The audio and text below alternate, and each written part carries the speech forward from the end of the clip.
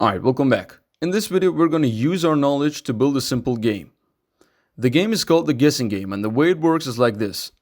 It picks a random number between 1 and 100, then it asks the user to guess the picked number, and if the guessed number was bigger than the picked number, it says too big, and if it was smaller, it says too small. This process should be repeated until the user has found the picked number, and it should then say congrats, you found the number, and also ask if the user wants to play the game again. If the user says yes, the program should then start over, and if they say no, it should just terminate. Now, the way you can produce a random integer in Python is like this. You must first import the random package, which is installed by default with Python, and then every time you want to produce a random number, you just gotta say random.randint, and then in the parentheses, you have to give in two numbers. The function then returns a random value between your two given numbers. At this point, I want you to pause the video and try to make this program on your own and see my solution after that. Now I'm going to head over to the IDE and build this program. Alright, so I'm in PyCharm, and the first thing I want to do is actually to produce the number that the user has to guess. For that, we've said we need to firstly import random, right? Which is a package installed by default in Python. And then let's produce that number, right? Let's say the number is equal to random.randint, and we've said the number must be between 1 and 100. So now we have our number, and the next thing we need to do is to store the number that the user enters, right? Let's store that in a variable called guess. Let that be equal to 0 for now.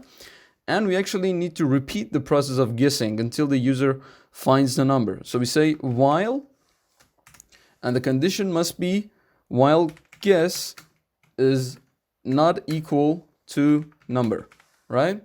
We want to do something. And this something that we want to do is to let guess be equal to the input of the user, right?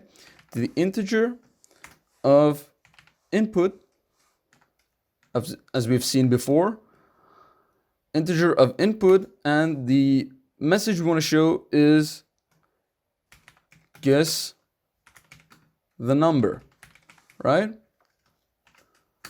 And we're getting it in. And then we need to check if the number they've entered, so if guess is actually bigger than the number that we've produced, right? And we want to print out too big, right? And elif, so actually else if, or if the first one was not true, then if guess was smaller than number, we want to say print out too small, right? And this process must just be repeated until the user has found the number, and that's why we've put this condition right here. Okay, so when we break out of this while, the user has already found the number. So we want to print out congrats, you've guessed the number correctly, right?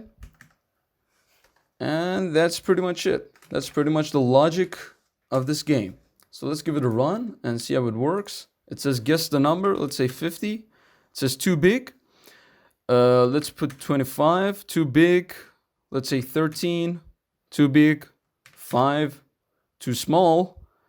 7, too small. 9, too small. Okay, 11.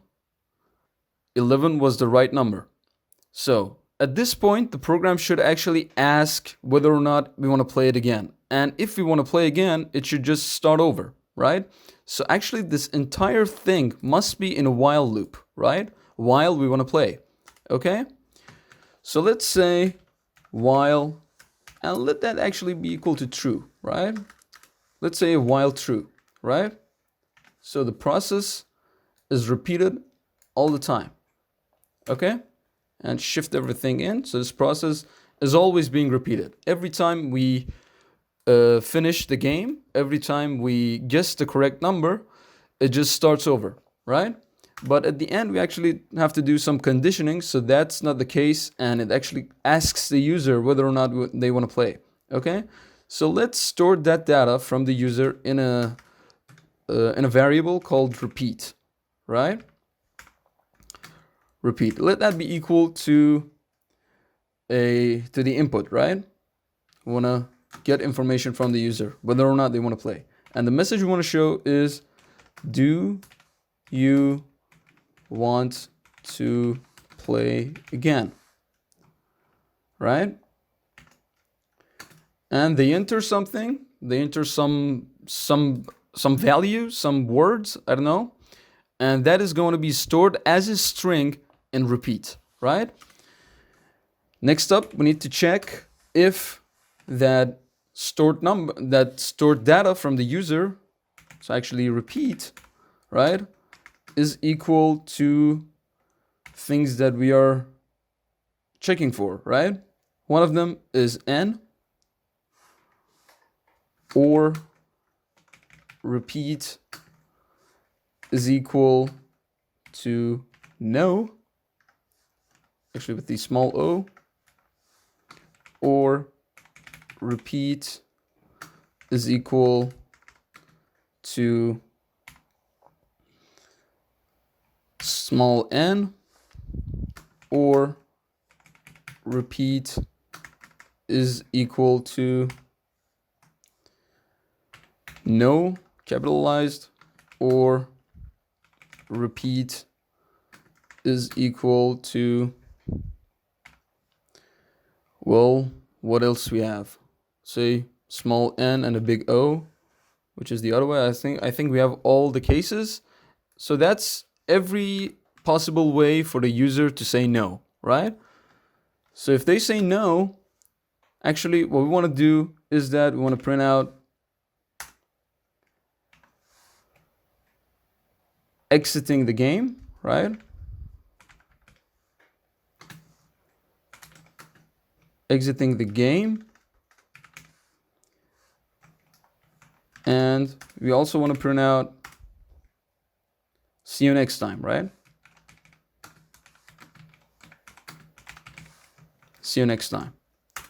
And we also want to break out of the while true loop, right? The while loop that we are in, okay? So let's actually make that all possible to see and without having to move it around.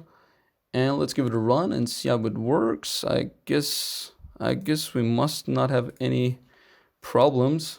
Guess the number. Let's say 50, too small. 75, too big. Okay, let's try 65, too big.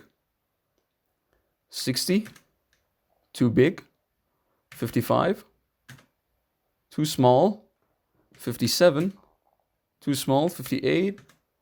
58 is a correct number, and it actually asks if we want to play again. Let's say yes, and it plays again. 50, too big. 25, too big. 20, too big. 13, too big. Okay, 1, too small. 5, too small. 7, too small. 9, too small. 10, too small. 11 was the correct number. And now let's just say no. You want to play again? No. And it says exiting the game, see you next time. So I guess that's it. And the program works correctly. Hope you guys enjoyed this video. Smash the like button if you liked it. And subscribe to the channel for further videos. And I'll see you in the next one, which is also going to be an example, by the way.